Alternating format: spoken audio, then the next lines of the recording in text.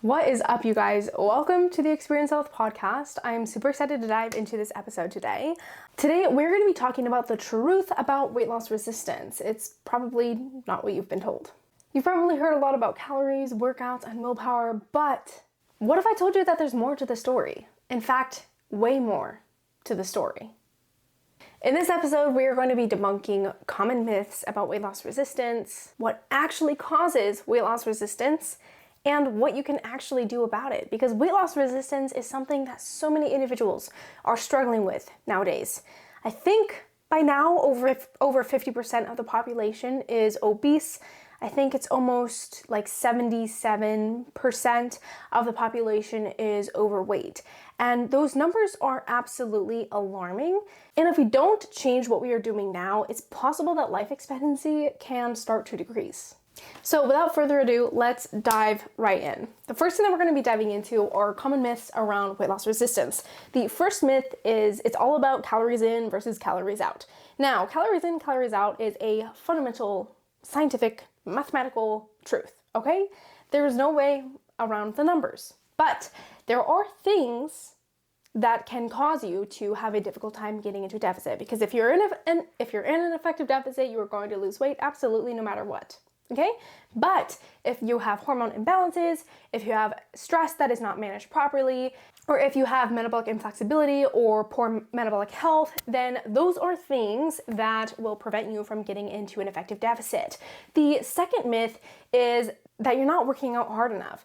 This is actually this is a really big issue that I see with people. They just keep adding workouts more and more and more onto their body, more stress onto their body. And what I see happens is their body pretty much hits burnout. We call it adrenal fatigue here in the holistic health space, but more people can kind of resonate with burnout a little bit more. And that's because your body just can't keep going at that level of output when your stress is not managed properly. And so it pretty much just shuts down the production of, you could say, stress hormones. It obviously damages your cells. It decreases energy production. Energy starts to lower, and this stress obviously is going to increase inflammation, decrease your metabolism, and make it much more difficult for your body to lose weight because we're going to be talking about this a little bit later, but because you were in fight or flight mode, the last thing that your body wants to do is to lose weight when you're in fight or flight. So that is the second myth, and why it's something that I think you really need to pay attention to, because if you just keep adding workouts thinking it's going to make your life better, it may, a little bit, but it's just going to be causing you to feel worse and worse, making weight loss even harder. The third myth is that willpower is the problem. Now, there are two things that I have to say on this. First thing is, if you have an unhealthy relationship with food, willpower is kind of just out the window. I personally have struggled with binge eating before, and that's honestly something as a type A, high achieving, I feel really weird whenever I say that, but whatever. Individual, I love to be in control. I love doing everything to a T, if that makes sense. And when I had binge eating disorder, it was the strangest thing, because I felt like I had absolutely no willpower. It was the strangest thing. I hated it so much. But if you're in a place like that, where you have an unhealthy relationship with food, you have nutritional deficiencies like I did, where your hormones are completely dysregulated, my leptin and ghrelin were just absolutely crazy, then just trying to exert willpower when your body is in that place is pretty much going to be a taboo effort, because it's not going to reap rewards, especially for very long. You may be able to, have some willpower Monday through Friday, and then on the weekend you're like, oh my gosh, I literally tried so hard this whole week, I'm not a completely different person yet, I'm just gonna YOLO all weekend. That's a cycle that many people end up in when they are trying to exert this amount of willpower on their body without healing the underlying causes of difficulty losing weight in the first place. And weight loss resistance could be, you could still be eating, I guess you could say, too much food. You could be overeating because of your hunger cues. But if you just try to eat less while your hunger cues are severely dysregulated, you have a terrible relationship with food, you're just going to be working against your body. So it's really important to target it at the root cause, okay? All right, now that we've gotten through the myths, let's talk a little bit more about the specifics. There are three main root causes of weight loss resistance. There's so much that I could go into, but we're just going to be talking about the main ones today to not make it too confusing for you. So the first main root cause of weight loss resistance is hormonal imbalances. Mainly thyroid, insulin, and cortisol. Those are the main three that you really need to pay attention to, but other hormones have a significant influence as well. Your body needs to be in harmony to be in harmony, and weight loss really it thrives when your body is in harmony. When you have, starting I guess at thyroid, when you have hypothyroidism, thyroid is pretty much directly tied to your metabolism. It directly influences your metabolism, I guess I should say. So when you have hypothyroidism, which means you have low thyroid levels, there are many different branches of this, but I'm just going to keep it simple like this to not confuse you, because it can get really complicated. It can directly decrease your metabolism. For example, I had a client who had hypothyroidism, and she still has, but had a pretty slow responding metabolism.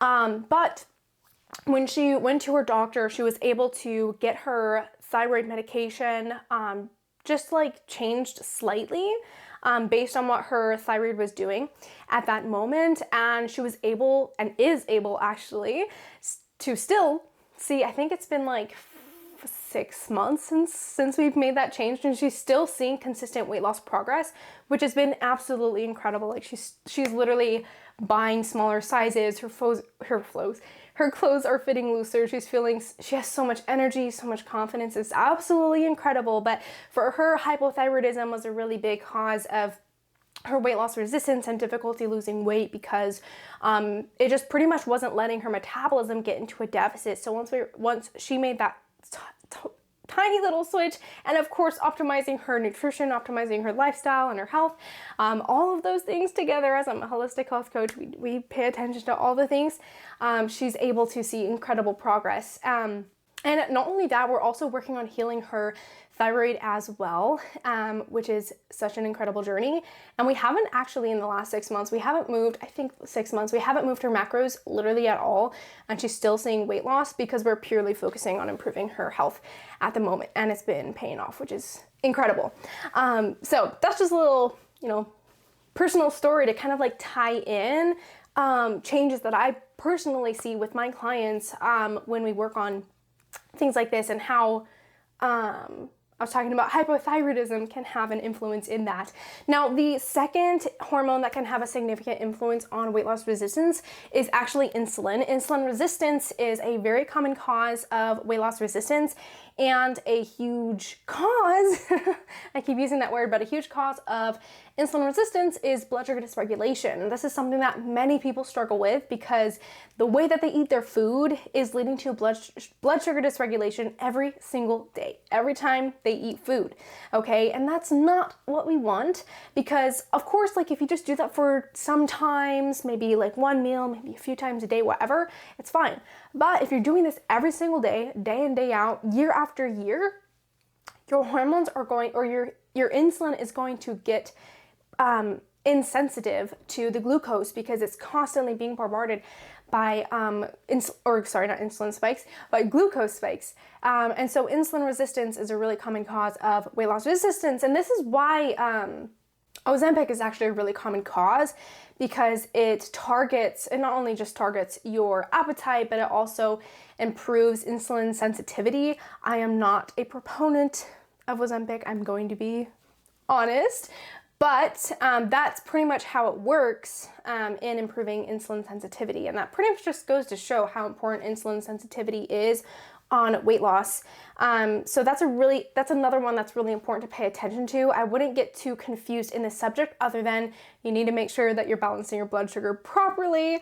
I have a lot of education on proper blood sugar regulation on my channel, and I think on my Instagram as well. So if you want to check that out, or you can just DM me and I can let you know. But I don't want this episode to be too long. And then the third hormone that has a significant impact on weight loss resistance is cortisol. I talked about this a little bit before when we were talking about stress. But cortisol in short-term bursts, or sorry, I guess I should say cortisol is released through times of stress. Okay, it's a stress hormone. And short bursts of cortisol is actually really good for you. It's anti-inflammatory, it increases your alertness, your concentration, it's amazing for performance. But when you're constantly releasing cortisol, or you have chronically high cortisol levels, this actually leads to inflammation. This can lead to degradation of your muscles, of your bones. It can lead to brain fog. And of course, as you can guess, insulin sensitivity, hormonal imbalances, and weight loss resistance as a consequence. So that's another one that you really need to pay attention to, which kind of ties into the second main cause of weight loss resistance. While we're on the realm of stress, I'll just move around the order of things that we're talking about. But improperly managed stress is another huge cause of weight loss resistance. A lot of people aren't like, stress nowadays is completely different than it was before, right? It's not on the same level, but there's stress coming at us from every single angle, leading to chronic stress. And when you're not effectively managing your stress through proper nutrition, lifestyle, stress management techniques, etc., then it's going to get out of control. It's going to pretty much impact weight loss resistance the same way that cortisol does, because it's pretty much the same thing. But not only that, chronic stress leads to nervous system dysregulation, and nervous system dysregulation leads you to being in a constant state of fight or flight. And when your body is in a constant state of fight or flight, the last thing that your body thinks that it needs to do is to lose weight. Why? Because if you think back in the hunter-gatherer days, I use this example all the time, you've probably heard it before, but if you think back at the hunter-gatherer days, when you were going through a famine, let's just give as an example, because that was a common thing that people went through. Maybe not a famine, but like, maybe you weren't able to find food one day, whatever. Your body that puts your body in a state of fight or flight, okay? Thinks it's in danger, it's not having enough food. So what it does is it decreases your metabolism, and also decreases your total daily energy expenditure by decreasing your movement, kind of like subconsciously. And so that in turn can lead to weight loss resistance, because your metabolism is decreased and your energy is decreased to cause you to move less, okay? And that's, in as simple terms as I can put it, how stress, nervous system dysregulation, living in fight or flight can lead to weight loss resistance. So yeah, that is the second main thing that causes weight loss resistance. And the third one is kind of combined, but it's gut health and inflammation. We've kind of talked about inflammation in, I think, each of these sections. And even gut health is directly tied to your ability to manage stress and even nervous system dysregulation, both ways, because of our vagus nerves. Super interesting. But there's a direct link or connection between gut issues like bloating, indigestion, acid reflux, stomach pain, etc., with inflammation and weight loss resistance. Because it affects your metabolism. Again, if your body's not able to get into a deficit, it's not going to lose weight. It affects nutrient absorption, which can damage your cells. It can also decrease your metabolism, and it can also dysregulate your hormones, because macronutrients are essential for the functioning of our body. So if you're not getting enough nutrients absorbed into your body, no matter what you're eating, then having optimal health is going to be really difficult. Okay, before I go into them more, those are the three most common causes of weight loss resistance. So what can you do about it? I'm going to keep this short and sweet, because again, I don't want this podcast going on for too long. But the first thing that you really need to do is make sure that you manage your stress effectively. Now, I'm going to use a more complex term here, but I really want you to kind of look into this a little bit more, because just managing your stress is one thing, but I really want you to make sure that you're healing your nervous system. Nervous system dysregulation is a huge influence in weight loss resistance. I would say one of the biggest, okay? Not only in weight loss resistance, but also in your health. So if you want to heal your body, you need to heal your nervous system. So making sure that you are focusing on stress management techniques, fueling your body properly, optimizing your lifestyle, implementing mindfulness, breath work, different things like that. I have a very specific plan to help my clients regulate their nervous system, but to just say it generally, those are things that you need to make sure that you implement to help you regulate your nervous system in order to get your body out of fight or flight and into your healing era, as I'd like to say, is what I help my clients do. The second thing that you really need to focus on doing is optimizing your hormonal health. As the example that I gave, that client had a downregulated metabolism purely because her thyroid hormones weren't working properly, right? She had too little thyroid hormone, which directly was decreasing her metabolism as well. Once she was able to increase or optimize her thyroid hormones, her metabolism was able to increase. Now, it's not always that simple, but again, to keep it as simple as I can for you, that's what can happen, okay? So making sure that you optimize your hormones, whether that be optimizing your cortisol, making sure that your thyroid levels are good, making sure that your sex hormones are good, you have good insulin sensitivity is really important to make sure that you have optimal, or to make sure that you are able to, to make sure that your body is in a place where it can actually lose weight and keep it off in a healthy and sustainable way. So if you don't know if your hormones are good or not, I would definitely recommend getting labs done. Dutch test is a really simple one to do. You can do a comprehensive thyroid panel. Those two would be two places that I would definitely start to take a look at thyroid. You can also do it through questionnaires, which I do for my clients who aren't able to afford labs. But I personally love to have two data points, one through lab, another through surveys, so I'm able to have 2 points of reference to really understand what is going on in the body to have the best plan of action to help you heal, because it's really important to make sure that you understand what the root cause is of weight loss resistance instead of just throwing, spaghettis at a wall. I don't know what the saying is, but you know what I'm trying to say.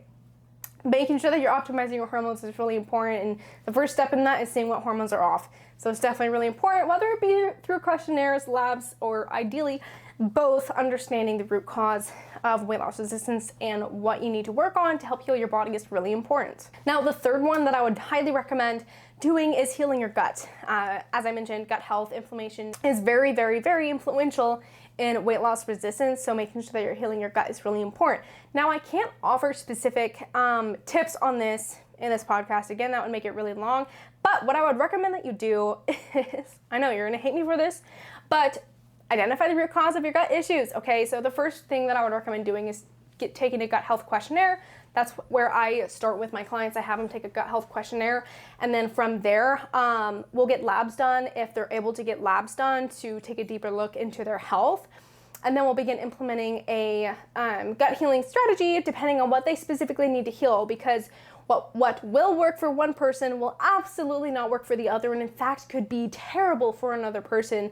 Like, for example, if someone just has gut dysbiosis versus another person who has small intestinal bacterial overgrowth. It's really important to make sure that you understand what's going on in your gut and not just throwing random supplements at it. Okay, my camera died, or not my camera died, it overheated, so it shut off. But we are going to be ending off this podcast. I want to give you guys just let's give you 4 tips to implement now to help improve your nutrition and your lifestyle, to kick you started with simple steps on healing your body and getting your body in a place where it's able to get into a deficit. The first one that I highly recommend doing is eating balanced meals. This will help support in regulating your blood sugar. So make sure that all of your meals have protein, fiber, fat, carbohydrates, and I recommend, I didn't say them in the right order, but I recommend eating them in the order of fiber, protein, fats, and then carbohydrates for most optimal blood sugar regulation. Now, tip number 2, I highly, highly, highly recommend making sure that you're getting enough sleep. Sleep isn't actually something that I talked about before, but it does play a very, very influential role in weight loss resistance. So I highly recommend making sure that you're getting 7 to 9 hours of quality sleep. There are so many habits that I have my clients implement to help support their circadian rhythm regulation. Regulating your cortisol is actually another huge thing that helps support sleep. But let's see. A few things that I recommend doing is I would recommend just simple things that you can implement. Wear blue light blocking glasses for 3 hours before you go to bed. I got this one off of Amazon. I think it was like 30 some bucks. And then in the morning, I recommend either looking at the sun if it if the sun rises when you wake up, or turning on a 10K lux light within 30 minutes of waking up. So those are 2 quick little habits that you can implement for sleep. I guess that was 3 habits though. Let's see, I'll give you 1 more. The 4th habit, I would highly recommend doing meditation every single day. This one's kind of a little bit random, but regulating your nervous system, as I mentioned before, getting your body out of fight or flight is really important to get your body in a place where it can actually heal and lose weight. So meditating every single day, just focusing on that, is a really simple way to begin regulating your nervous system and managing your stress effectively. To help you do that, you can use an app called Open or Oak. Oak is free, Open you have to pay for, so you can kind of decide what you want to do. Oak has a few things that you can implement, and then Open has a lot of different things, but it kind of just depends on what you want to do. But having guided meditations is a really wonderful way to start in meditation, and it also implements deep breathing as well, which is also really important too. So those are the 4 tips to implement now to help get your body out of fight or flight and into your healing era. Of course, there are many other aspects that are really important. I said that really weird. That are really important to focus on to overcome weight loss resistance. But those are good places to start for sure, because you don't want to overwhelm yourself with trying to implement too many things at once. Sorry, I'm filming this later in the day than usual, so it's words, not it. But hopefully you got a lot out of this episode, and I was able to explain the causes of weight loss resistance to you in a very simple way that you were able to understand. And I hope that you're able to take these actionable steps, implement them to be able to overcome weight loss resistance. If you need any help, definitely let me know, as that is exactly what I help people with. And if you liked this episode, this video, depending on where you're watching it from, be sure to give it a like and follow me for more, as I teach a lot on this subject. All right, I'll talk to you soon.